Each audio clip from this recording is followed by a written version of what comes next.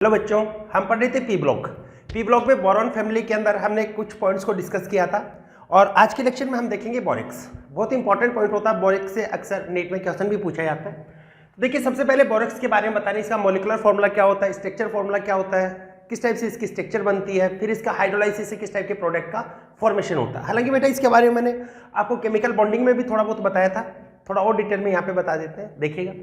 सबसे पहले मैं बात कर रहा हूँ इसकी मॉलिक्यूलर फॉर्मूला, इसकी मॉलिक्यूलर फॉर्मूला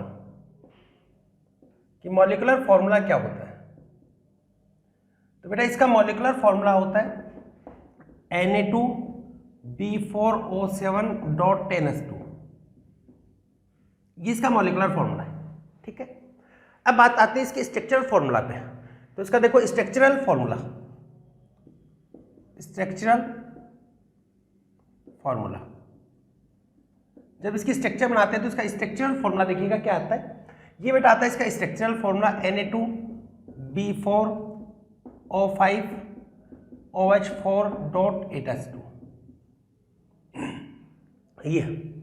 ये बेटा इसका क्या होगा, ये होता बेटा इसका स्ट्रक्चरल फॉर्मूला। या फिर इसको देखो इस टाइप से भी आप लिख सकते हो, जैसे सोडियम है 2Na+, ये बाहर रहेंगे और इसको स्क्वायर ब्रैकेट में लिख दिया B4O5OH2 नेगेटिव, और ये क्रिस्टलाइन वाटर प्रेजेंट होता है, ठीक है। अब यहाँ पे इसकी स्ट्रक्चर बनानी चाहिए तो हमें स्ट्रक्चर के लिए ये देखते हैं, ये वाला सेंट्रल एटम होता है, ये लेटरल एटम है। जब भी सेंट्रल एटम के नंबर 3 और मोर देन 3 हो और लेटरल एटम है उसके नंबर सेंट्रल एटम के इक्वल या मोर देन सेंट्रल एटम हो तो वहां पर साइक्लाइजेशन होता है, साइक्लिक प्रोसेस होगी। यहाँ पे देखो साइक्लाइजेशन होगा, ये होता है साइक्लाइजेशन, ये ऐसे साइक्लिक स्ट्रक्चर में आ जाएंगे।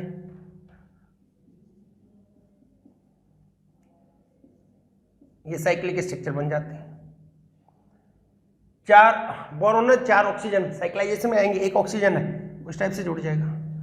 4 2 तो OH न्यूट्रल है और 2 OH नेगेटिव पे क्या होगा, नेगेटिव चार्ज, और OH नेगेटिव पे नेगेटिव चार्ज होता है तो कौन से बॉन्ड से बॉन्डेड होते हैं, कोऑर्डिनेट, ये होगा OH नेगेटिव। या ये कह सकते हो यहाँ पे क्या प्रेजेंट होगा इसके साथ में Na+। तो बेटा ये इसका क्या होगा, मॉलिक्यूलर फॉर्मूला होता है, ये इसका क्या होगा स्ट्रक्चरल फॉर्मूला, और यहाँ पे बन जाती है इसकी साइक्लिक स्ट्रक्चर, ठीक है। इसका नोट कर लीजिए। फिर इसके बारे में पढ़ते हैं इसका हाइड्रोलाइसिस। हाइड्रोलाइसिस बहुत इंपॉर्टेंट है और हाइड्रोलाइसिस से अक्सर क्वेश्चन भी पूछा जाता है। देखेंगे hydrolysis of borax. Next heading लिखिएगा हाइड्रोलाइसिस ऑफ बोरेक्स। इस बोरेक्स से इसका हाइड्रोलाइसिस से प्रोडक्ट बनता रहे। और हाइड्रोलाइसिस बेटा किसी का भी हाइड्रोलाइसिस करना हो आपको सिखा चुके हैं कैसे हाइड्रोलाइसिस होता है। एक बार मैं फिर से रिपीट कर देता हूं, देखिएगा। हेडिंग लिखेंगे हाइड्रोलाइसिस ऑफ बोरेक्स।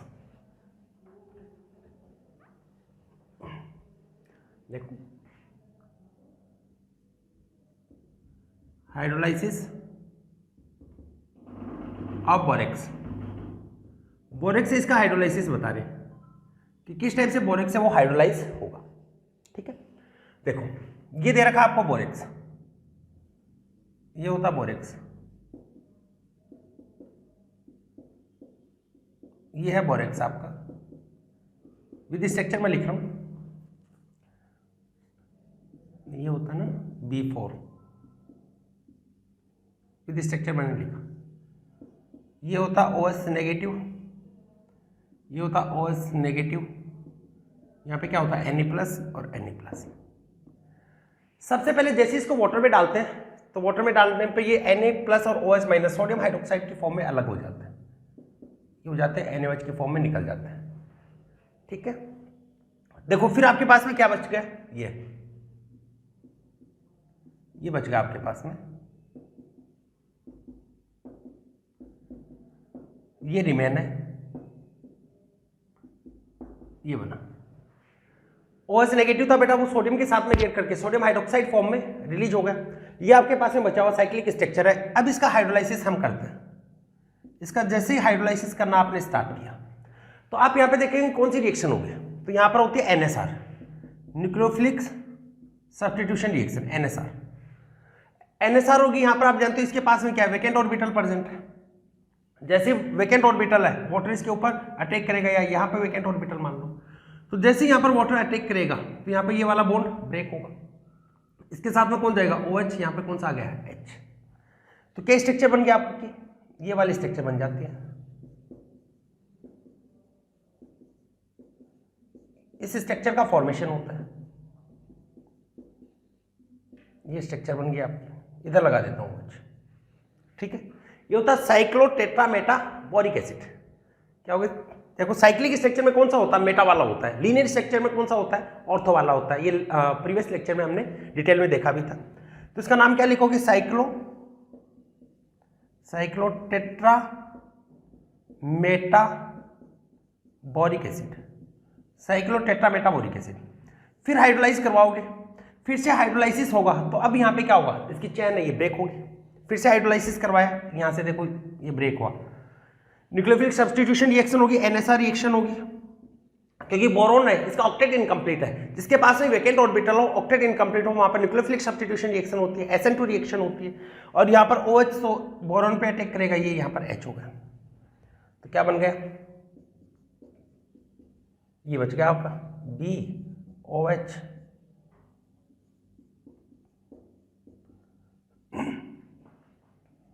ये बन गया।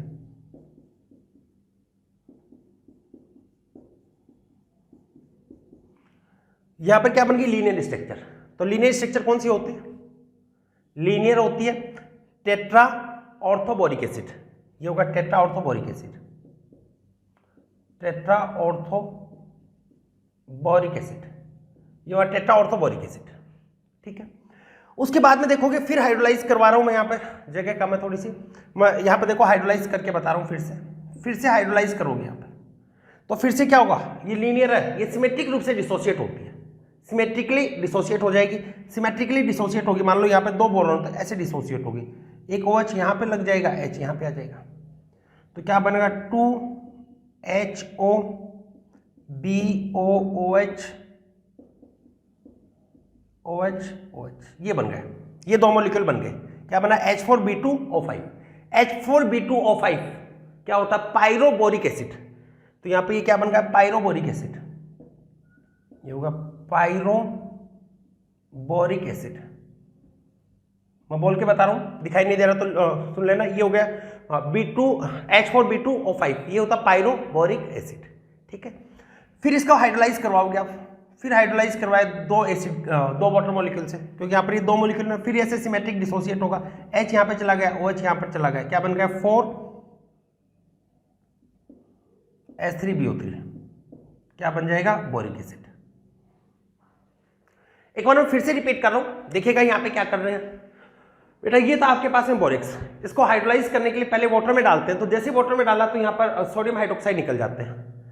फिर यहाँ पर ये क्या होगा, बीच वाला बॉन्ड ब्रेक होता है। सबसे पहले जो बीच में बॉन्ड प्रेजेंट होता है वो ब्रेक होगा। ये ब्रेक होने पर ऑक्सीजन के पास में H आएगा और बोरॉन के पास में क्या आएगा, OH। बोरॉन जब भी वेकेंट ऑर्बिटल प्रेजेंट होता है सेंट्रल एटम के पास में, तो वहां पर हमेशा न्यूक्लियोफिलिक सब्स्टिट्यूशन रिएक्शन होती है, ये हम पढ़ चुके हैं। तो बेटा यहाँ पर OH ने इस पे अटैक किया, तो ये वाला बॉन्ड ब्रेक हुआ, तो यहाँ पर OH OH हो गए। और जब भी साइक्लिक स्ट्रक्चर होती है तो कौन सी होती है, मेटा वाली होती है, साइक्लोटेट्रामेटाबोरिक एसिड। आपको बताया था मेटा वाली साइक्लिक में रहती है और लीनियर में कौन रहती है, ऑर्थो।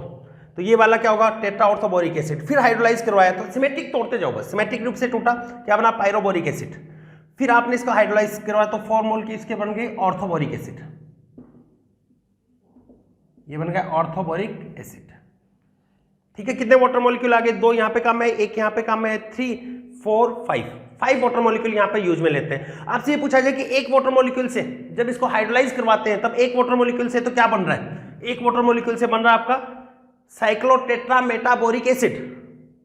अगर वहां पर आपने 2 वाटर मॉलिक्यूल को काम में ले लिया तो वहां पे किसका फॉर्मेशन होगा, टेट्रा ऑर्थोबोरिक एसिड पूछे जाते हैं। Borax with 1 water molecule form tetrametaboric acid, borax with 2 water molecule form tetra orthoboric acid, borax with 4 water molecule किसका फॉर्मेशन होगा, सॉरी 3 वाटर मॉलिक्यूल, यहां पर तीसरा होगा पायरोबोरिक एसिड, और 2 यहां पर होगा, 5 वाटर मॉलिक्यूल ले लोगे तब किसका फॉर्मेशन होगा, ऑर्थोबोरिक एसिड, ठीक है।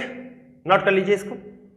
एक कंक्लूजन भी मैं साथ में बता देता हूं बेटा, इसका जो सॉल्यूशन होता है ये एसिडिक बफर होता है, ये एक एसिडिक बफर है। किस टाइप से एसिडिक बफर है मैं दोबारा से बता दूंगा, एक बार नोट कर लो, इसमें जगह कम है।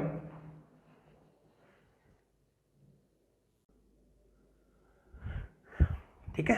अब देखो इसका कुछ कंक्लूजन बता देते हैं। पूछ लिया जाता है कि कैसे नेचर के होते हैं, तो बेटा इसका एक्वस सॉल्यूशन होता है ना बोरेक्स का, वो एसिडिक बफर है। देखो किस टाइप से होता है, और उसकी नेचर होती है वो बेसिक नेचर का होता है। एसिडिक बफर और नेचर में बेसिक होता है।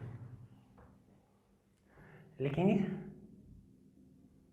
नोट लगा के लिखूं, एक्वस सॉल्यूशन ऑफ बोरेक्स,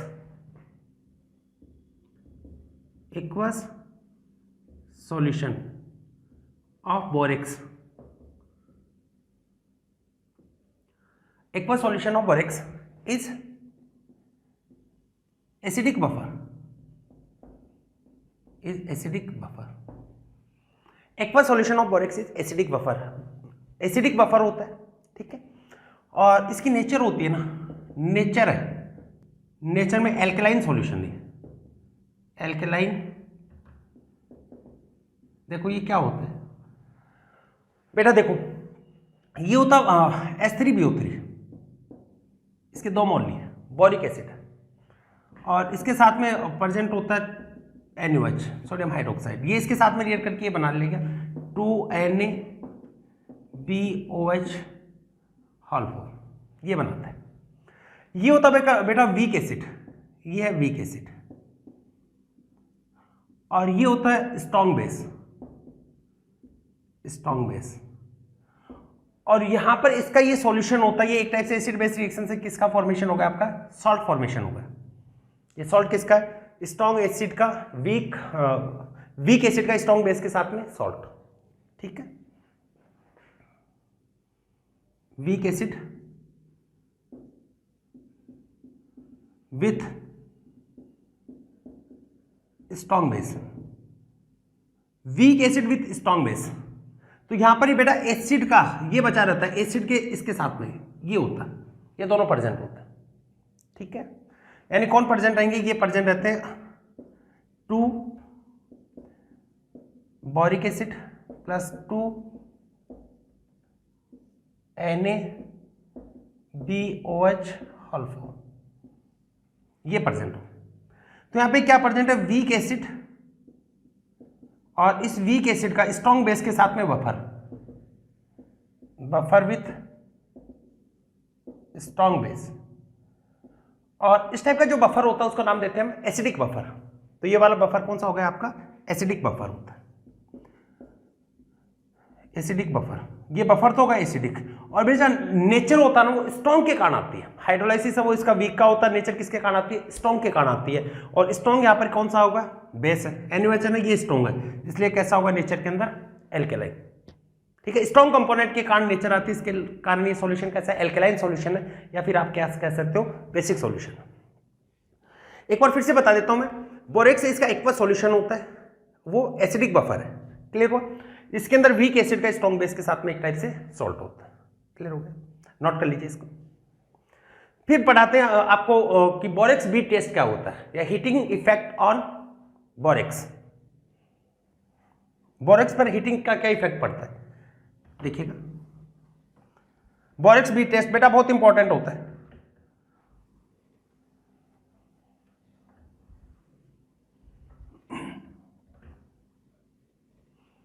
लिखेंगे borax bead test, borax bead test, borax bead test की बात कर रहे हैं, या फिर heating effect, heating effect on borax.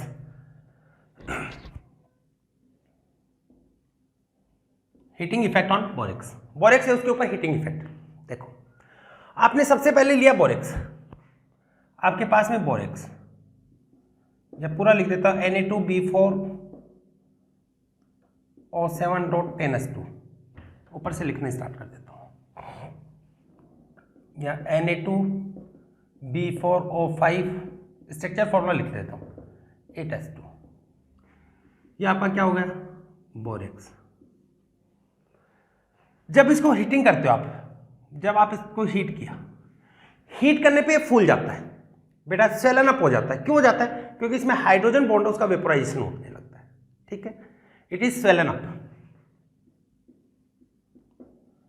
Swollen up, और स्वेलन अप होने का रीजन क्या है? Due to vaporization of hydrogen bond. ठीक है, चलो मैं ये भी साथ में लिख देता हूं, due to vaporization of hydrogen bond swollen up, जिसका रीजन मैं साथ में लिख रहा हूं, due to vaporization of hydrogen bond. Hydrogen bond इसके वेपोराइजेशन के कारण ये फूल जाता है। फिर फर्दर हीटिंग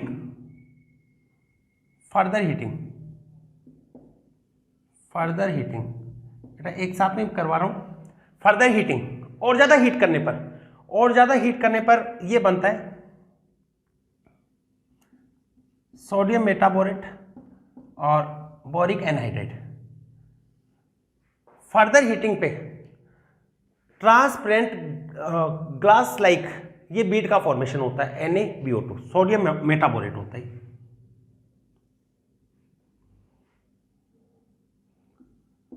इसको ग्लासी ट्रांसपेरेंट भी बोल देते हैं, ग्लासी ट्रांसपेरेंट। ये क्या होता है? Sodium metaborate, glassy transparent sodium metaborate है, इसका फॉर्मेशन हो जाता है। क्लियर है? फर्दर हीटिंग, या फिर ये यहां पे कह सकते हो रेड हॉट हीटिंग भी बोल देते हैं इसको, रेड हॉट हीटिंग या फर्दर हीटिंग या रेड हॉट हीटिंग। तो ग्लास ट्रांसपेरेंट ये सोडियम मेटाबोरेट का फॉर्मेशन होता है, और ये क्या होता है? बीड। ये क्या बन गई? एक बीड, ट्रांसपेरेंट बीड बन जाती है। बीड होती है बेटा, मोती होता है मन का होता है, और इसमें कोई कलर नहीं होता है, ट्रांसपेरेंट होता है। अब यहां पे हम क्या करते हैं, जैसे डी ब्लॉक के मेटल है उसको डिफ्रेंशिएट करने के लिए ये वाला टेस्ट जनरली काम में लेते हैं। उसमें डी ब्लॉक के मेटल उसका अलग अलग कलर होता है, तो इस ग्लास ट्रांसपेरेंट बीड को डी ब्लॉक मेटल के साथ में फर्दर हीटिंग की जाती है। मैं लिख देता हूं,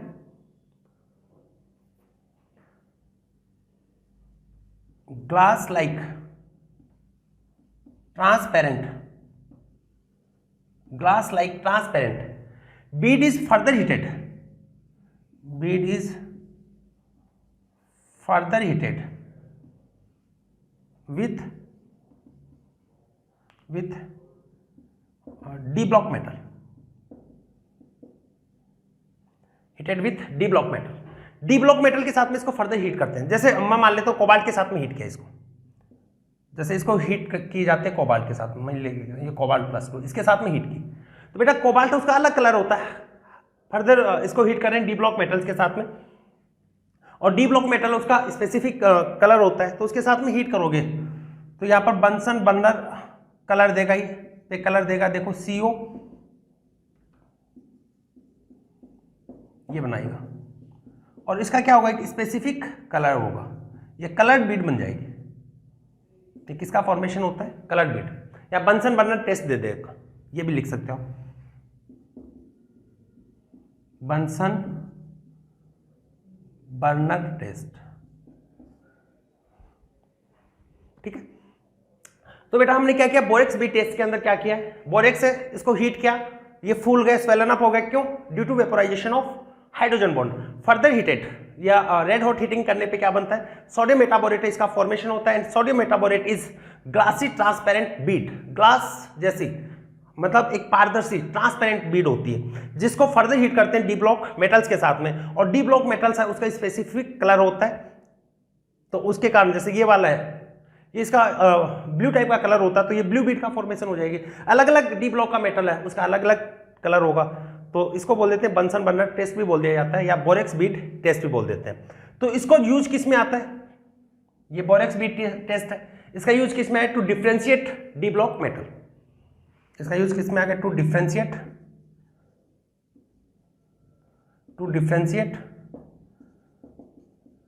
D block metal. D block metals है उसको डिफ्रेंशिएट करने के काम में आता है, क्योंकि उनका अलग अलग कलर आता है। तो ये था बेटा बोरेक्स बी टेस्ट। एक बार मैं फिर से रिपीट कर देता हूं। बोरेक्स बी टेस्ट में हमने क्या किया? बोरेक्स लिया, उसको आपने हीट किया, हीट करते देखो ये बोरेक्स है, हीट करते ये फूल गया, ये था ऐसे फूल गया। क्यों? क्योंकि इसमें वाटर प्रेजेंट होता है ना, हाइड्रोजन बॉन्ड प्रेजेंट है, उसका वेपोराइजेशन होगा, तो वेपोराइजेशन होने से क्या होगा? फूल जाएगा। और हीट करोगे तो और हीट करने पर ये मेल्ट होगा और मेल्ट होने के बाद में क्या होगा, ग्लासी ट्रांसपेरेंट बीड का फॉर्मेशन कर लेता है जिसका कोई कलर नहीं। फिर उसको डी ब्लॉक मेटल्स के साथ में बंसन बर्नर टेस्ट करवाते हैं, डी ब्लॉक मेटल्स के साथ में इसको हीट करवाया जाता है तो वो एक स्पेसिफिक कलर देता है। और डी ब्लॉक मेटल का खुद का एक स्पेसिफिक कलर होता है जिससे ये पहचाना जाता है या आइडेंटिफाई हो जाता है कि कौन सा डी ब्लॉक का मेटल इसके साथ में लिया गया। ठीक है, नोट कर लीजिए इसको। उसके बाद में पढ़ते हैं डाइबोरेन B2H6।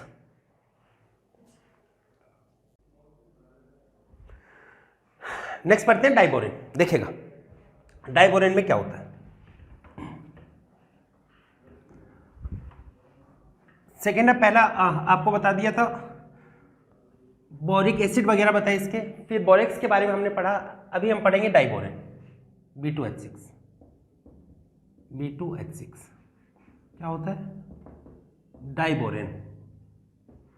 देखो किस टाइप से कैसे बनता है इसके बारे में फिर से आपको डिटेल में बता रहा हूं। मैंने इसको केमिकल बॉन्डिंग में भी बताया था जहां पे हमने ब्रिज बॉन्डिंग पढ़ा था। देखो ये होता बोरेन BH3, हाइब्रिडाइजेशन होता है इसका sp2 हाइब्रिडाइजेशन है। नंबर ऑफ इलेक्ट्रॉन्स, 2 इलेक्ट्रॉन यहाँ पे होंगे, 2 इलेक्ट्रॉन यहाँ पे। प्रत्येक बॉन्ड में कितने इलेक्ट्रॉन होते हैं, 2 इलेक्ट्रॉन। टोटल कितने इलेक्ट्रॉन हो गए, 6 इलेक्ट्रॉन। और यहाँ पर इनकम्प्लीट ऑक्टेट होता है। इनकम्प्लीट ऑक्टेट होने का नहीं किसकी तरह बिहेव करेगा, लेविस एसिड की तरह बिहेव करेगा। और जिसका भी ऑक्टेट इनकम्प्लीट होता है वो डाइमर और पॉलीमर फॉर्मेशन से, जिसमें वो रियल बॉन्ड का भी फॉर्मेशन कर सकता है और सूडो बॉन्ड फॉर्मेशन से भी अपना ऑक्टेट कंप्लीट करने की कोशिश करता है। वहां पर ऑक्टेट कंप्लीट होना या नहीं होना ये अलग मैटर है, लेकिन वो ट्राई करता है। तो यहां पर ये भी क्या करता है, ट्राई करेगा। 2 BH3 है वो डाइमराइज होंगे और किसका फॉर्मेशन करेंगे, B2H6। और यहां पर फॉर्मेशन होता है सूडो बॉन्ड, जिसके बारे में डिटेल में हम पढ़ भी चुके हैं। यहां पे क्या होता है, इस टाइप से होगा, ये बॉन्ड बनता है, ये बनते हैं। ये तो टर्मिनल बॉन्ड होते हैं, ठीक है, ये तो रियल बॉन्ड है। जबकि यहां पर इन बॉन्ड का फॉर्मेशन 2 इलेक्ट्रॉन से हो रहा है, जो कितने सेंटर के बीच में, 3 सेंटर के बीच में। देखो 1 2 3 सेंटर और 2 इलेक्ट्रॉन बॉन्ड है। यहां पे क्या होगा, 3 सेंटर 2 इलेक्ट्रॉन बॉन्ड, जिसको आप टो बॉन्ड भी बोलते हैं। इसका नाम क्या होता है, टो बॉन्ड। और यहां पर ये 2 इलेक्ट्रॉन है वो 3 सेंटर के बीच में से बनाना लाइक रीजन में ऑसिलेशन करते हैं, इसलिए इसको क्या बोल दिया जाता है, बनाना बॉन्ड। ये होता है बनाना बॉन्ड। और ये कैसा बॉन्ड होता है, रियल बॉन्ड होता है, सूडो बॉन्ड है, सूडो बॉन्ड है। आप यहां पे देखेंगे इसका ऑक्टेट कंप्लीट हुआ या इनकम्प्लीट है, अभी भी इसका ऑक्टेट इनकम्प्लीट है। ये क्या होगा, इनकम्प्लीट ऑक्टेट, इनकम्प्लीट ऑक्टेट होता है। ऑक्टेट अभी भी इसका इनकम्प्लीट है। 2 इलेक्ट्रॉन और 3 सेंटर के बीच में से बनाना लाइक रीजन में ऑसिलेशन होता रहता है, एक टाइप का रेजोनेंस टाइप का ही गेन कर लेता है। अभी भी ये इनकम्प्लीट ऑक्टेट है। यहां पर भी ये किसकी तरह बिहेव करेगा, लेविस एसिड की तरह ही बिहेव करेगा। ठीक है, बस यहाँ पे डिफरेंस आता है BH3 की कंपैरिजन में, डिफरेंस आता है। तो यहाँ पर डिफरेंस आता है इसके हाइब्रिडाइजेशन में। इसका हाइब्रिडाइजेशन होता है sp2 और यहाँ पर हाइब्रिडाइजेशन क्या होता है, sp3 हाइब्रिडाइजेशन होता है। क्योंकि बेटा हाइब्रिडाइजेशन में इलेक्ट्रॉन पार्टिसिपेट नहीं करते हैं, वहाँ पे कौन पार्टिसिपेट करते हैं, ऑर्बिटल्स। और यहाँ पे ऑर्बिटल तो पार्टिसिपेट कर ही रहे हैं इनके, ठीक है, ऑर्बिटल की फिनोमिना होती है। तो हाइब्रिडाइजेशन क्या होगा, sp3। और इसके अंदर बेटा हम देखते हैं इसमें 4 टर्मिनल हाइड्रोजन है, वो तो एक ही प्लेन में प्रेजेंट होते हैं और ये वाला परपेंडिकुलर ऑफ द प्लेन होते हैं। देखो इसके अंदर ये होता है boron and 4 hydrogen, 2 boron and 4 hydrogen present in same plane and bridge hydrogen are present perpendicular of the plane. क्या लिखेंगे, 2 boron and 4 terminal hydrogen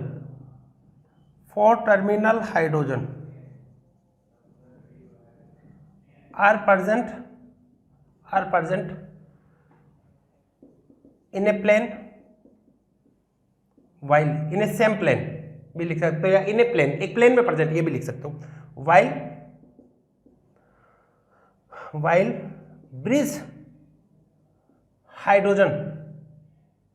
while bridge hydrogen are present perpendicular of the plane,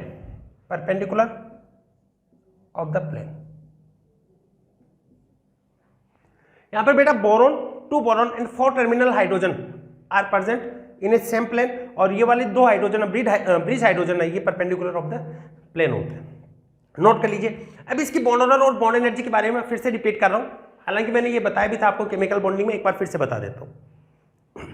कई बच्चे क्या इसी lecture को देख रहे होंगे तो उनको दिक्कत नहीं हुई, इसलिए नोट कर लीजिए इसको।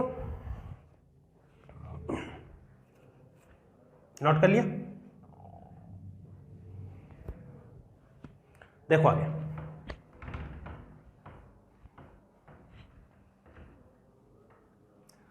देखो डाइबोरेन के अंदर आपको इसकी बॉन्ड एनर्जी वगैरह के बारे में सारी डिटेल में बता रहे, देखिएगा।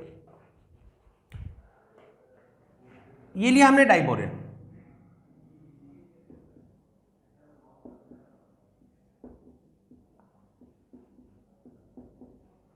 ये है डाइबोरेन। टर्मिनल वाला है, ये बॉन्ड ऑर्डर कितना, ये फर्स्ट लिख देता हूं मैं, इसको सेकंड लिख दिया। फर्स्ट वाला बॉन्ड ऑर्डर आप देखोगे, ये बॉन्ड ऑर्डर कितना हो गया 1, 2 इलेक्ट्रॉन, 2 एटम के बीच में जितना बॉन्ड बनता है वो क्या होता है बॉन्ड ऑर्डर, और पार्टिसिपेटिंग इलेक्ट्रॉन कितने होते हैं 2। इसके बेसिस पे 2 इलेक्ट्रॉन 3 सेंटर के बीच में, तो यहां पर क्या होगा, एक बॉन्ड नहीं होगा, कितना कंसिडर होगा, हाफ। इसकी बॉन्ड लेंथ x एंगस्ट्रॉन मान ली, यहां पर बॉन्ड लेंथ y एंगस्ट्रॉन मान ली। बॉन्ड ऑर्डर इनवर्सली प्रोपोर्शनल होता है बॉन्ड लेंथ, तो बॉन्ड लेंथ किसकी ज्यादा होगी, y is greater than x। Bond energy directly proportional होती है बॉन्ड ऑर्डर एक्सेप्ट B2H6, इसको छोड़कर। तो यहां पर बेटा बॉन्ड ऑर्डर किसका ज्यादा है, फर्स्ट वाले का ज्यादा है, तो इसकी बॉन्ड एनर्जी ज्यादा होनी चाहिए, लेकिन बॉन्ड एनर्जी किसकी ज्यादा है, बीच वाले की। बॉन्ड एनर्जी का ऑर्डर किसका ज्यादा आ रहा है, सेकंड का ज्यादा है फर्स्ट से। Due to oscillation of electron it feel one type of resonance, ठीक है, एक टाइप का रेजोनेंस है, उसको फील कर लेता है, ठीक है। और इसका एविडेंस क्या मिल रहा है, एविडेंस मिल रहा है जब यहां पर इसका सब्स्टिट्यूशन करवाते हैं तो 4 terminal hydrogen are replaced by RMGX, but bridge hydrogen are not replaced by RMGX, ठीक है। देखो जैसे मैंने लिया B2H6 और मैंने इसके साथ में लिया RMGX, इसके रिएक्ट करवाया, तो यहां पर बनता RB2H5 बनेगा। फिर RMGX के साथ में मैंने इसको रिएक्ट करवाया, तो यहां पे बनेगा R2B2H4 बनेगा। फिर RMGX के साथ में मैंने इसको रिएक्ट करवाया तो बनेगा R3B2H3 बनेगा। फिर RMGX के साथ में मैंने इसको सब्स्टिट्यूशन करवाया, तो यहां पर फॉर्मेशन होता है R4B2H2। उसके बाद में आप RMGX लोगे तो ये रिएक्ट आगे नहीं होगी। इसका मतलब क्या होगा, किसका सब्स्टिट्यूशन नहीं हो रहा है, ब्रिज वाले हाइड्रोजन, इसका सब्स्टिट्यूशन नहीं हुआ। और जिसका सब्स्टिट्यूशन नहीं हो रहा है इसका मतलब वो बॉन्ड है वो स्ट्रॉन्ग बॉन्ड है, तो हम कह सकते हैं ब्रिज बॉन्ड होते हैं stronger bond than terminal bond. Clear हुआ? नोट कीजिएगा इसको और बताते हैं, नोट कर लीजिए। इसका हाइड्रोलाइसिस और बता देता हूं, फिर पढ़ेंगे कंबशन। नोट कर लीजिए इसको। नेक्स्ट है हाइड्रोलाइसिस ऑफ डाइबोरेन, कि डाइबोरेन इसको किस टाइप से हाइड्रोलाइज किया जाता है, ठीक है। इसको लिख लिया, अब लिखेंगे hydrolysis of diborane.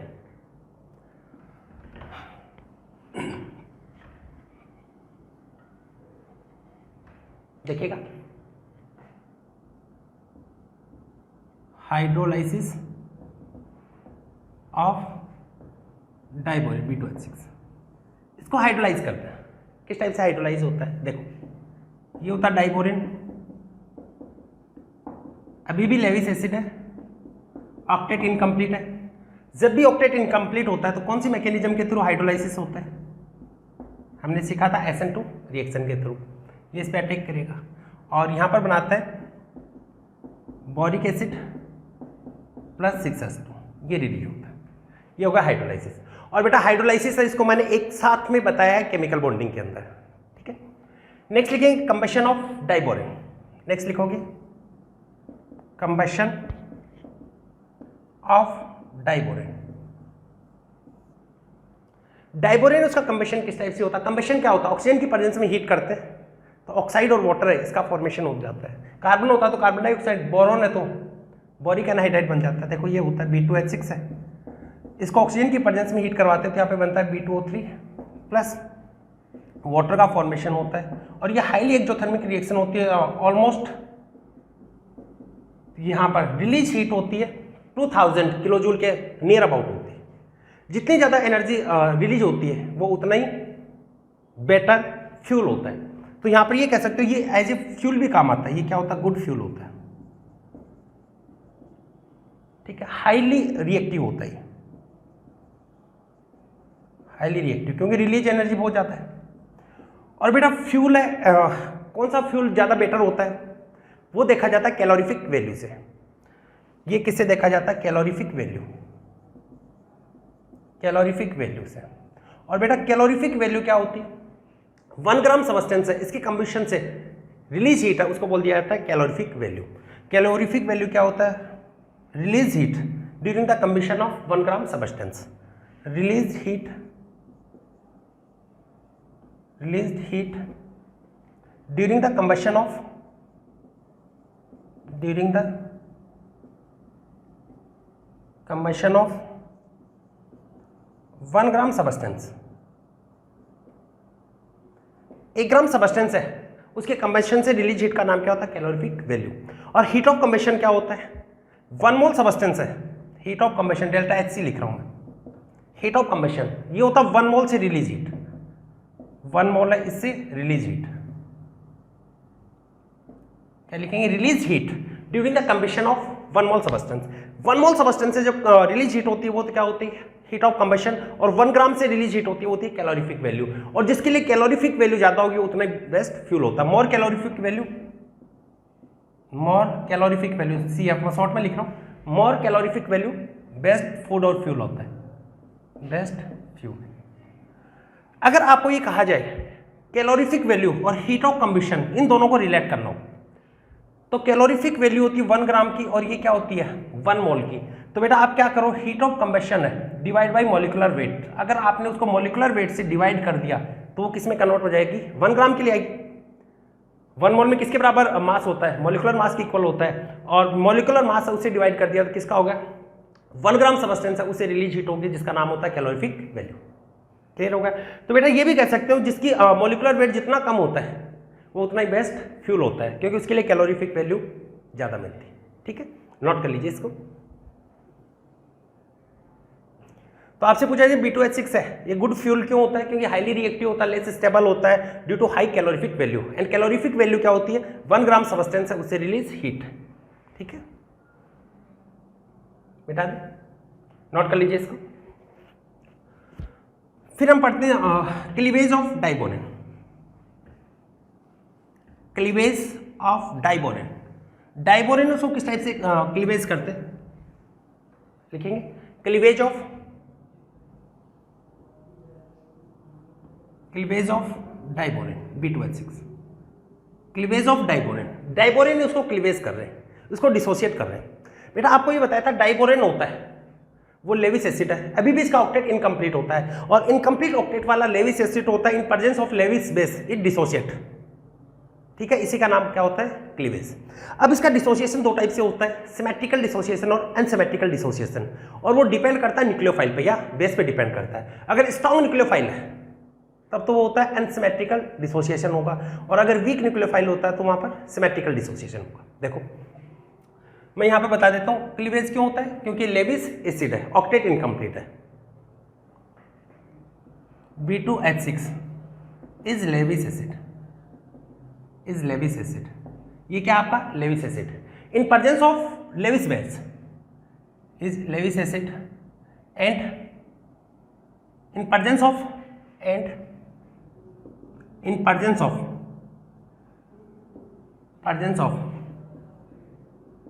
Levi's base it dissociates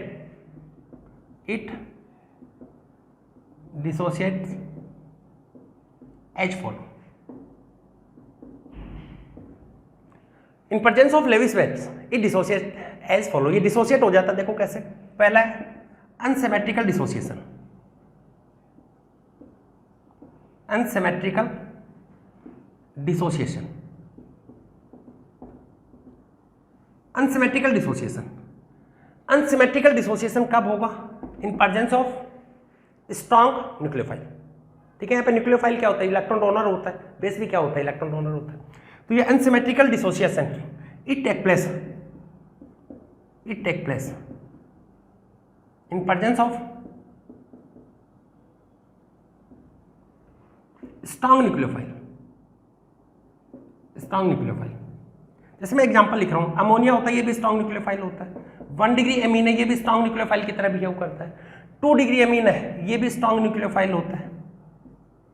लेकिन यहां पर 3 डिग्री एमीन होता है, ये वीक न्यूक्लियोफाइल होता है। तो इनकी प्रेजेंस में तो अनसिमेट्रिक डिसोसिएशन होगा और इसकी प्रेजेंस में क्या हो जाएगा, सिमेट्रिकल डिसोसिएशन होगा। ठीक है, जैसे मैं एग्जांपल लेके बताता हूं। जैसे ये आपके पास में डाइबोरेन, ये था आपके पास में डाइबोरेन, ये डाइबोरेन। आपने यहां पे लिया अमोनिया, 2 मोल अमोनिया ले लिया, ये होगा।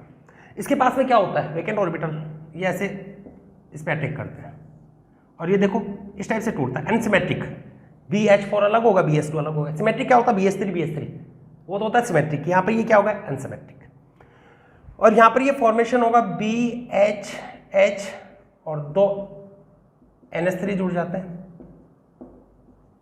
ये हुआ। साथ में क्या बन जाएगा, BH4। ये तो पॉजिटिव होगा, ये वाला नेगेटिव।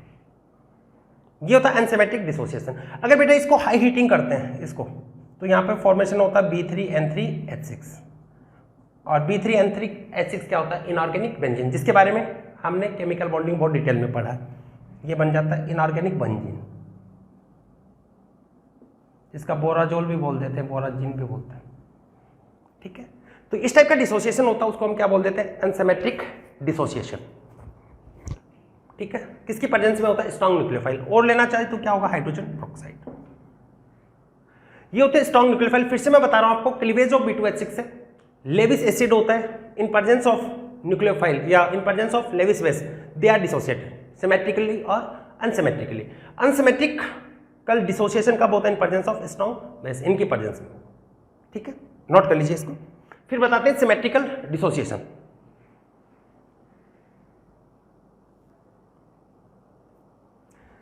ठीक है, तो अनसिमेट्रिक डिसोसिएशन में क्या होगा, वैकेंट और ये तो पता ही आपको, ये कौन सी मैकेनिज्म के थ्रू होता है, SN2। बेटा ये वाला होता है अनसिमेट्रिक, वो होता है थ्रू SN2 मैकेनिज्म। ठीक है, फिर बात करते हैं symmetrical dissociation. Symmetrical dissociation,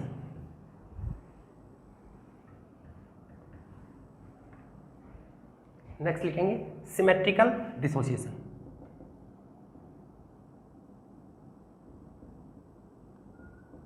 symmetrical dissociation. और सिमेट्रिकल डिसोसिएशन कब होता है, in presence of weak nucleophile through SN1 mechanism. It take place, यानी symmetrical dissociation take place in presence of weak nucleophile, in presence of weak nucleophile। ठीक है, through SN1 mechanism. Symmetrical dissociation कैसे होता है, SN1 mechanism के through होता है। देखो इसमें क्या होगा, इन presence of weak nucleophile. Example बता देते हैं क्या होता है, जैसे टर्सरी एमीन है, PS3 है, टेट्राहाइड्रोफ्यूरॉन फिरेन है, इसकी प्रेजेंस, ये वीक न्यूक्लियोफाइल होता है।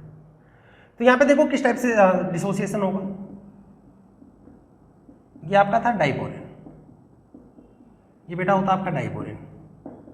फर्स्ट स्टेप में क्या होगा, सिमेट्रिकली डिसोसिएट होगा, ऐसे क्या बन जाएगा, BS3, 2 मॉलिक्यूल बनेंगे BS3। अब यहाँ पे क्या होगा, ये न्यूक्लियोफाइल आएगा। जैसे मैंने यहाँ पर टर्सरी एमीन ले लिया, तो ये क्या करेगा, इस पर अटैक कर लेगा, किसका फॉर्मेशन कर लेगा, ये BS3 R3N, इसका फॉर्मेशन कर लेगा। क्लियर हुआ। तो इस टाइप का डिसोसिएशन होता है, उसको हम क्या बोलते हैं कि सिमेट्रिक या डिसोसिएशन, यानी न्यूक्लियोफाइल BS3 के साथ में जुड़ा होता है तब तो सिमेट्रिक, और BS3 नहीं होकर BS2 है तो वहां पर क्या होगा, अनसिमेट्रिक डिसोसिएशन। देखो एक क्वेश्चन पूछा गया, IT में पूछा गया था, उसको मैं करवा देता हूँ। यहाँ पे क्वेश्चन लिखेंगे, जैसे बेटा मैंने यहाँ पे लिखा, ये था आपका B2H6 डाइबोरेन, इसके साथ में X रिएक्ट कर रहा है, X कोई न्यूक्लियोफाइल है, और यहां पर बनाता है ये BH2X2 एंड BH4, ये बना रहा है। Then X which, more than one option में भी करेक्ट, क्योंकि ammonia second primary amine, secondary amine and fourth tertiary amine, which is correct. तो सबसे पहले बेटा आपको ये देखना है कि ये वाला आपका जो प्रोडक्ट बना है वो सिमेट्रिक डिसोसिएशन से बना है, अनसिमेट्रिक डिसोसिएशन से। तो अगर BH3 होता तब तो क्या होगा, सिमेट्रिक डिसोसिएशन होता है, और यहाँ पे क्या है BH2X2 है तो क्या होगा, अनसिमेट्रिक डिसोसिएशन। तो ये वाला क्या है, अनसिमेट्रिक डिसोसिएशन, अनसिमेट्रिक डिसोसिएशन। और अनसिमेट्रिक डिसोसिएशन होता है तो वहां पर क्या होगा, स्ट्रॉन्ग न्यूक्लियोफाइल। और इसके अंदर बेटा ये भी स्ट्रॉन्ग में आता है, ये भी स्ट्रॉन्ग में आता है, ये भी स्ट्रॉन्ग में आता है, ये वाला किस में आता है, वीक में। तो ये था आपका सिमेट्रिक और unsymmetrical dissociation of diborane, note कर लीजिए। फिर हम पढ़ेंगे कि डाइबोरेन ये एस ब्लॉक के हाइड्राइड्स है, उसके साथ में रिएक्ट करके मेटल बोरोहाइड्राइड का फॉर्मेशन करता है, जो एक्ट करते हैं as a strong reducing agent. इसके बारे में पढ़ेंगे, इसको नोट कीजिएगा।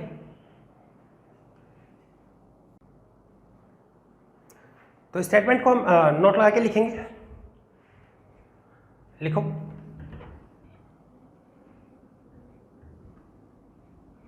लिखेंगे नोट लगा के, S block metal hydride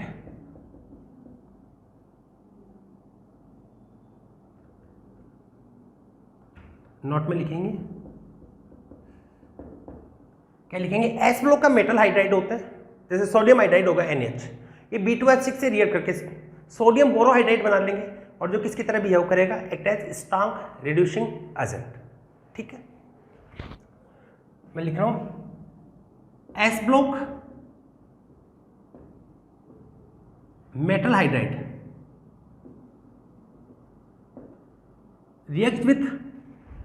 reacts with diborane and formation of metal borohydride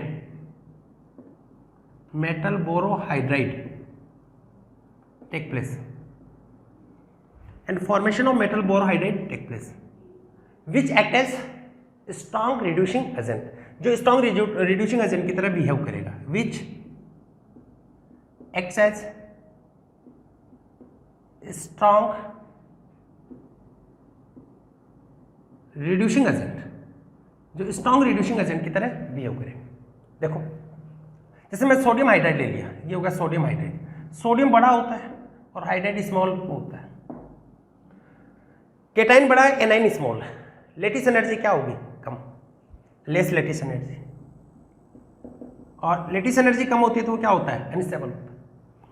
फिर यहां पर ये किसके कांटेक्ट में आएगा, B2H6, और यहां पर आपको पता है इसका ऑक्टेट तो इनकम्प्लीट है, तो ये हाइड्राइड इस पे नेगेटिव चार्ज है, एक्ट एज न्यूक्लियोफाइल, ये किसकी तरह बिहेव करने लगा है, न्यूक्लियोफाइल, एक्ट एज न्यूक्लियोफाइल, ये इस पे अटैक कर देगा और यहां पर फॉर्मेशन करेगा सोडियम बोरोहाइड्राइड NaBH4, यानी यहां पे क्या होगा, Na+ और BH4-, दोनों बिगर साइज के हैं, और बिगर साइज के होते हैं उसकी लेटिस एनर्जी हाई होती है। ठीक है, तो सोडियम बोरोहाइड्राइड है, ये किसकी तरह बिहेव करेगा, strong reducing agent, act as strong reducing agent, यानी प्रोड्यूस करता है ये नेसेंट हाइड्रोजन प्रोड्यूस करने लगता है। ठीक है, तो ये बेटा इसकी प्रॉपर्टी बताई। चलो कुछ प्रॉपर्टी और बता देता हूं मैं कि general method of preparation of diborane लिखेंगे, general method of preparation of diborane, general method of preparation of diborane, मैं शॉर्ट में लिख देता हूं GMP, general method of preparation of diborane, GMP general method of preparation of diborane. Diborane ने उसका general method बता रहे हैं प्रिपरेशन का। पहला रिडक्शन ऑफ, ये बेटा ज्यादा इंपॉर्टेंट नहीं है फिर भी बता देते हैं, रिडक्शन ऑफ BF3 के रिडक्शन से। तो यहाँ पे क्या ले लेंगे, कोई रिड्यूसिंग एजेंट ले लेंगे, जैसे लिथियम एल्यूमिनियम हाइड्राइड होता है, लिथियम एल्यूमिनियम हाइड्राइड जो काम के उसी को लिख रहा हूँ, ठीक है। लिथियम एल्यूमिनियम हाइड्राइड क्या होता है, स्ट्रॉन्ग रिड्यूसिंग एजेंट होता है, सप्लाइड नेसेंट हाइड्रोजन किसका फॉर्मेशन करेगा 2BS3, यहाँ पे 2BF3 ले लो, 2BS3 बनेगा। एल्यूमिनियम फ्लोराइड इसका फॉर्मेशन होगा AlF3 और साथ में क्या बन जाएगा लिथियम फ्लोराइड, और यहाँ पे बना हुआ BS3 होता है, ये बेटा सूडो बॉन्ड नाना बॉन्ड के थ्रू डाइमर का फॉर्मेशन कर लेता है, क्या बन लेगा B2H6, इसका फॉर्मेशन कर लिया। ऐसे बेटा अभी हमने पढ़ा था कि S ब्लॉक के मेटल है वो डाइबोरेन के साथ में रिएक्ट करके सोडियम बोरोहाइड्राइड का फॉर्मेशन करता है। Sodium borohydride also act as strong reducing agent. तो बेटा हम सोडियम बोरोहाइड्राइड से भी करवा सकते हैं, जैसे ये BF3 ले लिया आपने, फिर से अगर वहां पर लिथियम एल्यूमिनियम हाइड्राइड है इसकी जगह आपने ले लिया सोडियम बोरोहाइड्राइड NaBH4, तो ये भी क्या होगा स्ट्रॉन्ग रिड्यूसिंग एजेंट होगा। यहाँ पे किसका फॉर्मेशन होगा 2BS3 का फॉर्मेशन, सोडियम फ्लोराइड वगैरह बन जाएंगे, और ये भी क्या कर लेगा फिर डाइमर फॉर्मेशन करेगा, क्या बना लेगा B2H6, ये हो गया। तो बेटा हम पढ़ रहे थे बोरॉन फैमिली। बोरॉन फैमिली के अंदर दो एलिमेंट्स अपने सिलेबस में मोस्टली तो बोरॉन है, इसलिए इसको बोरॉन फैमिली बोला गया है। तो बोरॉन से रिलेटेड जितने भी क्वेश्चन नीट के अंदर पूछे गए या पूछे जा सकते हैं, जो भी कवर्ड सिलेबस है उसको मैंने सबको बता दिया। अब हम पढ़ेंगे कंपाउंड ऑफ एल्यूमिनियम। बोरॉन के अंदर और क्या है एल्यूमिनियम। एल्यूमिनियम के बारे में भी थोड़ा दे रखा है, इसमें ज्यादा डिटेल में तो नहीं है, थोड़ा बहुत दे रखा है। जैसे एल्यूमिनियम होता है AlCl3 होता है, वो डाइमर क्या बनाता है Al2Cl6, क्या होता है 3 सेंटर 4 इलेक्ट्रॉन बॉन्ड। हालांकि बहुत सारा तो हमने करवा दिया था, कुछ हाइड्रोलाइसिस वगैरह का थोड़ा और करवा देंगे, इसको नोट कर लीजिए। फिर हेडिंग लिखते हैं कंपाउंड ऑफ एल्यूमिनियम। नेक्स्ट है बेटा अपना कंपाउंड ऑफ एल्यूमिनियम। एल्यूमिनियम के कौन कौन से कंपाउंड है और क्या क्वेश्चन पूछे जाते हैं देखिएगा। कंपाउंड्स ऑफ एल्यूमिनियम, हेडिंग लिखेंगे कंपाउंड्स ऑफ एल्यूमिनियम।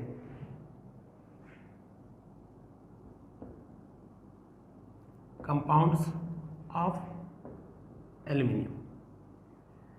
एल्यूमिनियम इसके कंपाउंड की बात कर रहे हैं। देखो पहले इसके मैं हैलाइड्स के बारे में बात कर रहा हूं, साथ में और भी बताता हूं मैं। देखो AlF3 है और मैग्नीशियम फ्लोराइड, दोनों आयनिक नेचर के होते हैं। एल्यूमिनियम का फ्लोराइड और मैग्नीशियम फ्लोराइड दोनों आयनिक नेचर के होते हैं। याद करो आपको बताया था केमिकल बॉन्डिंग AlCl3 तो डाइमर बनाता है, AlF3 डाइमर का फॉर्मेशन क्यों नहीं करता, क्योंकि पहले से ऑक्टेट इसका कंप्लीट आयनिक नेचर का होता है। रिमेनिंग हैलाइड्स होते हैं वो कोवलेंट नेचर के होते हैं। देखो एल्यूमिनियम क्लोराइड, एल्यूमिनियम ब्रोमाइड या एल्यूमिनियम आयोडाइड की बात करें, या magnesium chloride, magnesium bromide and magnesium iodide, ये सब कैसे नेचर के होंगे, ये सारे कोवलेंट, ये कोवलेंट नेचर के होते हैं। ऐसे देखो और भी मैं बता देता हूं, बेरिलियम के हैलाइड सभी हैलाइड और बोरॉन के सभी हैलाइड BeF2, BeCl2, Br2 या BeI2। ऐसे ही बोरॉन की बात करें क्या होगा BF3, BCl3, BBr3 and BI3। इनके बारे में अगर पूछा जाए तो ये सभी कौन सी नेचर शो करते हैं, कौन से नेचर के होते हैं, ये कोवलेंट नेचर, ये होते हैं कोवलेंट नेचर। क्लियर हो? तो बहुत बार ये पूछा जा चुका है कि आयनिक कंपाउंड कौन से होते हैं, कोवलेंट कंपाउंड कौन से होते हैं। तो एल्यूमिनियम और मैग्नीशियम के फ्लोराइड आयनिक होते हैं और रिमेनिंग इसके हैलाइड है कोवलेंट है। बेरिलियम और बोरॉन उसके सभी हैलाइड्स वो कोवलेंट नेचर के होते हैं। ठीक है, अब देखो बेटा ये कहा जाता है कि एल्यूमिनियम है इसके कंपाउंड, बहुत इंपॉर्टेंट स्टेटमेंट बता रहा हूं, एल्यूमिनियम के कंपाउंड सॉलिड फॉर्म में कोवलेंट नेचर के होते हैं जनरली, लेकिन एक्वस स्टेट में वो आयनिक नेचर के होते हैं। यानी एक्वस सॉल्यूशन में कौन सी नेचर शो करते हैं, आयनिक, यानी उसका आयनाइजेशन हो जाता है, और आयनाइजेशन होता है due to high hydration energy, और कोवलेंट नेचर किसके कारण होता है, due to high polarization power. देखो मैं बताता हूं फिर एक्सप्लेन करूंगा इसको।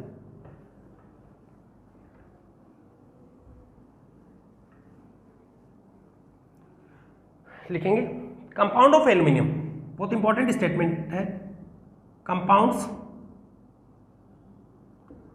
Of aluminium, compounds of aluminium are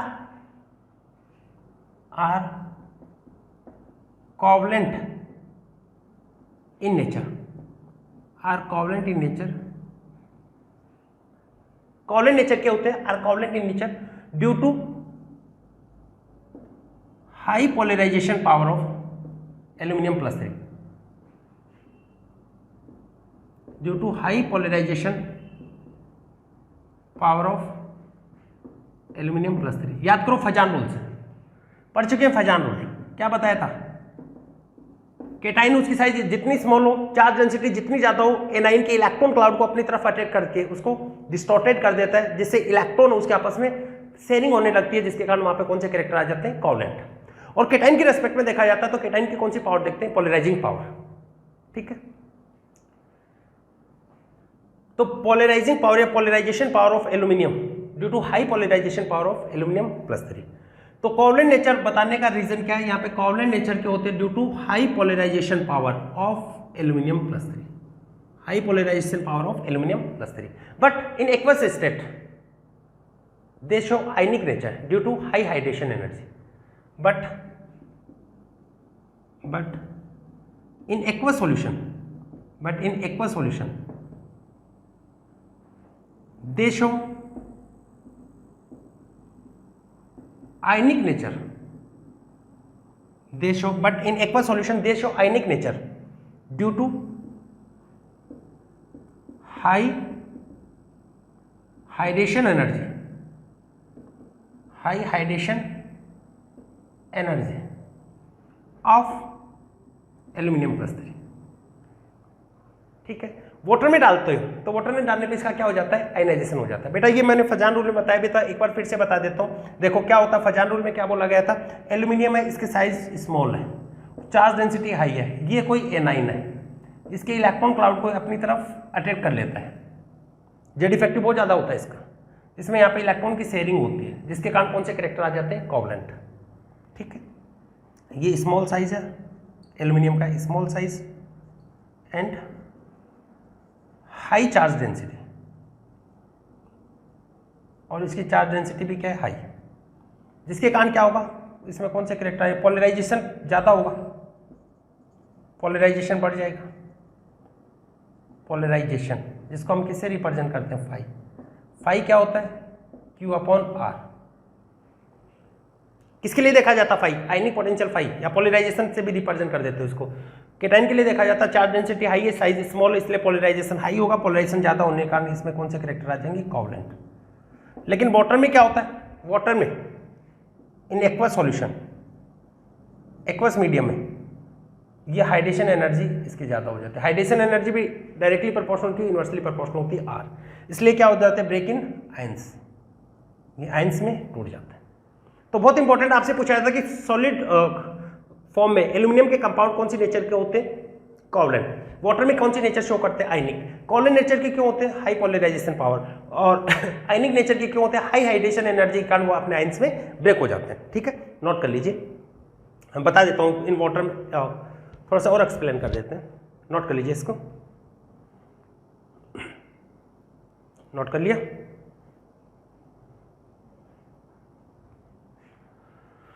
मिटा दे, थोड़ा सा वाटर वाला फिर से बता देता हूँ, इन वाटर क्या हुआ।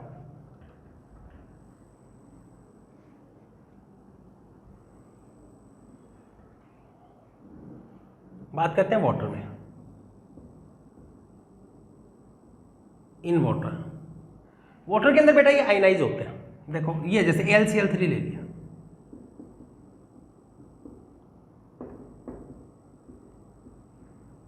तो यहाँ पे क्या होगा, SN2 मैकेनिज्म होगी, वैकेंट ऑर्बिटल है, ये इस पे अटैक करेगा, OH क्या बना लेगा, एल्यूमिनियम हाइड्रोक्साइड। ये बेटा सब आपको केमिकल बॉन्डिंग में पढ़ा चुके हैं, इसलिए बार बार बोलते हैं कि केमिकल बॉन्डिंग बहुत इंपॉर्टेंट है, बार बार रिपीट कीजिएगा, ठीक है। ये बन गया। अब बेटा इसीलिए ये ऐसा क्यों हुआ, क्योंकि एल्यूमिनियम इसकी हाई हाइड्रेशन एनर्जी होती है, हाइड्रेशन एनर्जी भी क्या होती है, directly proportional Q, inversely proportional R, charge density high है, ये कम होने का हाइड्रेशन एनर्जी ज़्यादा होगी। ये भी कहा जाता है AlCl3 की बॉटल्स है,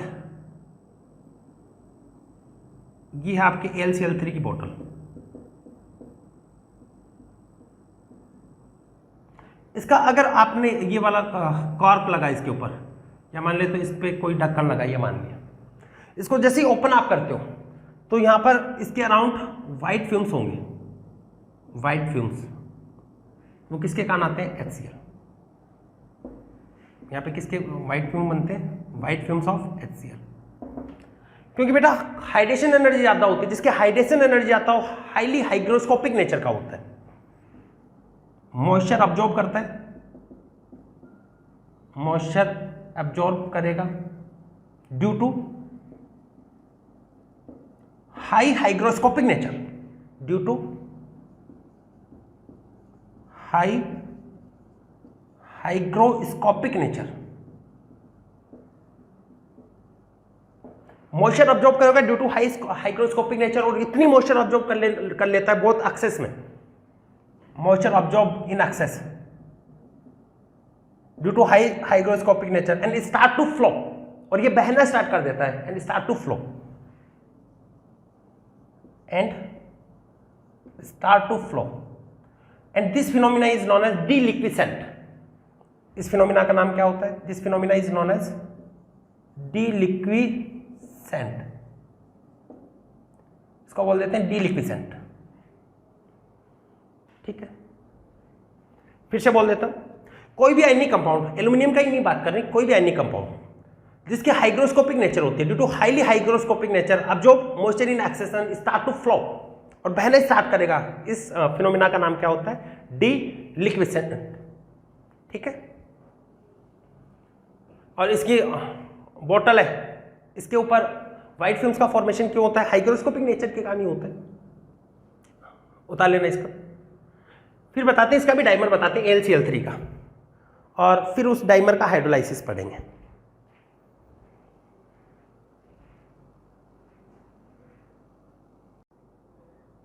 नेक्स्ट लिखिएगा AlCl3 या डाइमर ऑफ AlCl3 लिख लो। याद है क्या आपको बताया था डाइमर ऑफ AlCl3? BCl3 का डाइमर क्यों नहीं बन रहा था? चलो मैं फिर से बताता हूं।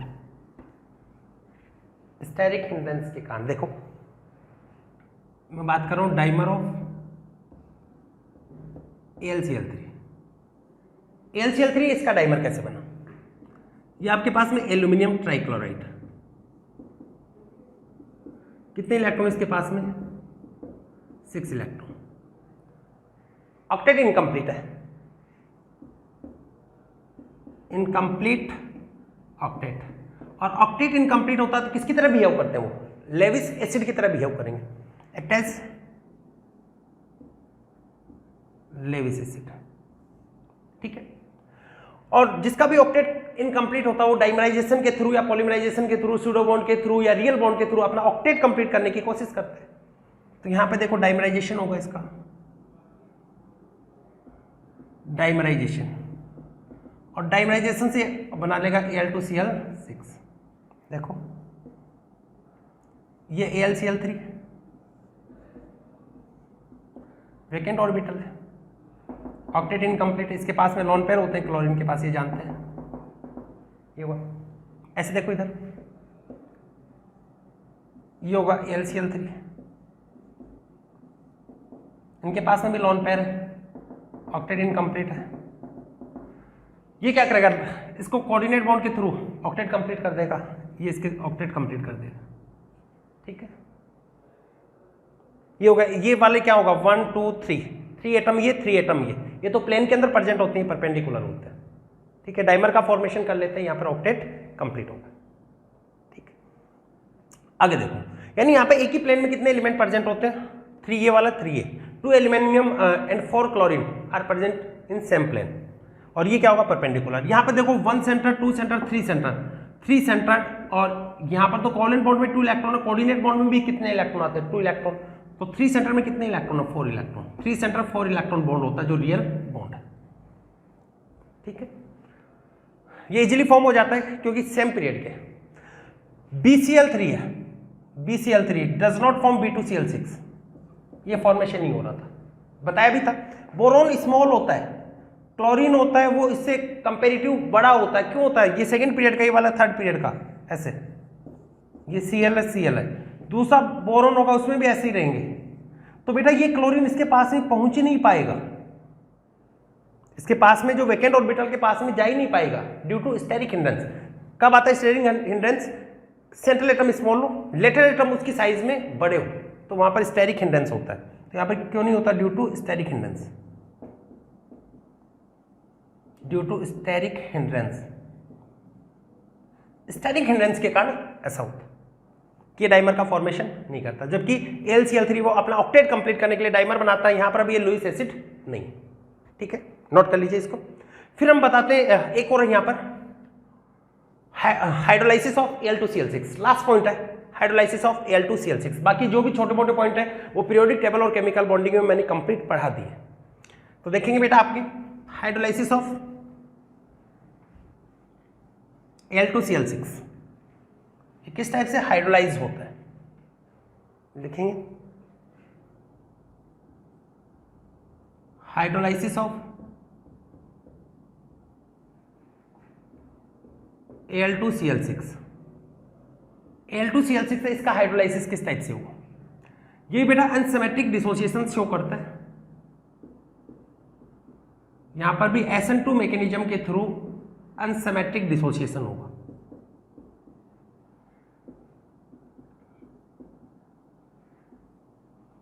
SN2 मैकेनिज्म के थ्रू अनसिमेट्रिक डिसोसिएशन। दो वाटर मॉलिक्यूल आएंगे, इस पे अटैक करेंगे, ठीक है। किसका फॉर्मेशन होगा? AlCl2H2O का हॉल ट्वाइस, और इधर क्या बच जाएगा? AlCl4, ठीक है बेटा। एल्यूमिनियम का ऑक्सीडेशन स्टेट +3 होता है, और +3 स्टेट के अंदर इसका कोऑर्डिनेशन नंबर होता है 6। तो बेटा 6 कोऑर्डिनेट बॉन्ड बनाने की कोशिश करते हैं, जो 12th की कंसेप्ट होता है। यहाँ पर +3 ऑक्सीडेशन स्टेट आता है इस पे, और +3 केस में यहाँ पर कितने मॉलिक्यूल आने चाहिए? 6। तो और वाटर मॉलिक्यूल है वो और आ जाएंगे, यहाँ पर वाटर मॉलिक्यूल एक्सेस में ले रहे हैं। तो यहाँ पे क्या होगा? AlCl2H2O होल 4, और यहाँ पे क्या बन जाएगा? AlCl4H2O whole twice. तो आपसे पूछा जाए कि Al2Cl6 है, इसके हाइड्रोलाइसिस का क्या प्रोडक्ट होता है? तो ये वाला प्रोडक्ट है ये बेटा। इसका डिहाइड्रेशन वगैरह करवा दे, ये और एक्सेस में वाटर लेके कराओ तो ये भी बना सकते हो, AlH2O होल 6 बन जाता है। नॉट सो इंपॉर्टेंट, यहां तक प्रोडक्ट पूछा जाता है। तो ये था बेटा आपका 13 ग्रुप फैमिली या बोरॉन फैमिली। तो यहाँ पे जो इंपॉर्टेंट पॉइंट्स है वो कौन कौन से थे? एक तो डाइबोरेन है, ये इंपॉर्टेंट है कि इसका डिसोसिएशन कैसे होता है। तो सिमेट्रिक डिसोसिएशन कब होता है, अनसिमेट्रिक डिसोसिएशन कब होता है? फिर से मैं शॉर्ट में रिपीट कर रहा हूं, सिमेट्रिक डिसोसिएशन किसके केस में होता है? वीक न्यूक्लियोफाइल, और अनसिमेट्रिक डिसोसिएशन स्ट्रॉन्ग न्यूक्लियोफाइल के केस में होता है। क्लियर हो गया? इसके हाइड्रोलाइसिस में क्या होता है? अनसिमेट्रिक डिसोसिएशन होता है थ्रू SN2 मैकेनिज्म। क्लियर हो गया? उसके अलावा बेटा बोरेक्स है, वो इंपॉर्टेंट होता है। बोरेक्स बी टेस्ट बहुत इंपॉर्टेंट टेस्ट होता है। याद है ना बोरेक्स बीट में क्या होता है? बोरेक्स है, उसको आपने हीट किया, swollen up due to vaporization of hydrogen bond. उसके बाद में सोडियम मेटाबोरेट बनता है जो ग्लास लाइक ट्रांसपेरेंट है। अब डी ब्लॉक के मेटल के साथ में बंसन बर्नर टेस्ट अगर करवाओगे तो वहां पर कलर्ड हो जाएगा, क्योंकि डी ब्लॉक के मेटल वो स्पेसिफिक कलर रखते हैं। तो इसका यूज हम डी ब्लॉक मेटल्स है उसके डिफ्रेंशिएट करने में भी काम में लेते हैं। ठीक है, आज के लेक्चर में ज़्यादा इंपॉर्टेंट थे। इससे पहले पढ़ा था अपन ने BnX क्या होता है? बोरॉन नाइट्राइट इनऑर्गेनिक ग्रेफाइट होता है। स्लिपरी मोशन क्यों होती है? Due to weak vulnerable forces. ये इंपॉर्टेंट था। ठीक है, तो जो भी पढ़ाया बेटा एक बार फिर से इसको अच्छे से पढ़िएगा, साथ साथ में नोट्स बनाते रहिएगा। जो भी आपके पास में बुकलेट है उसको सॉल्व करते रहिएगा। मिलते हैं नेक्स्ट लेक्चर में with carbon family. All the very best.